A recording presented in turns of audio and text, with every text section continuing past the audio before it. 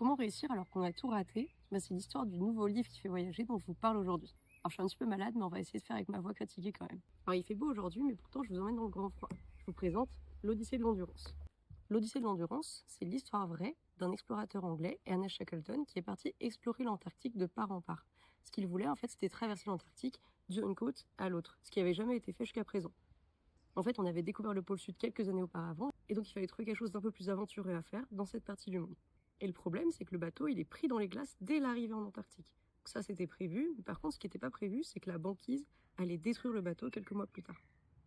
Alors du coup, le but de l'expédition, il n'est pas atteint, c'est sûr. Mais ce qui est intéressant dans ce livre, c'est qu'on voit Shackleton, qui est déjà un grand explorateur, comment il est un vrai bon chef, en fait. Comment il arrive à diriger ses troupes et à toujours garder le moral de ses troupes, alors que les conditions, elles sont assez horribles. Il y a beaucoup d'exemples de son excellent travail dans le livre.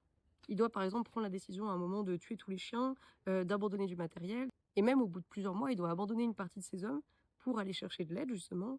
Et c'est cette partie-là du livre qui est exceptionnelle, puisqu'il part à bord d'un petit bateau, le James Caird, qui n'est pas du tout fait pour ce type de navigation. Il va parcourir 1500 km de l'Antarctique à la Géorgie du Sud pour essayer de trouver du secours.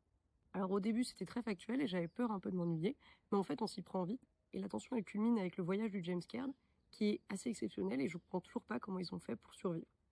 Et au final, la mission de sauvetage, elle a réussi parce qu'il n'y a pas un seul des hommes de cette expédition qui est mort. Bon, pas pour le groupe de la mer de Ross, mais ça, il faudra lire le livre pour avoir plus de détails.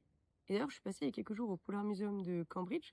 Donc, c'est un musée consacré aux expéditions polaires. C'est super intéressant. On ne fait pas le détour parce que c'est tout petit si vous y êtes dans la région juste pour ça. Mais si vous êtes dans la région, pensez à y aller. Si vous êtes fan d'exploration polaire, ça peut être intéressant. Mais le plafond, déjà, vaut le détour en lui-même. Vous avez un récapitulatif de l'expédition Endurance.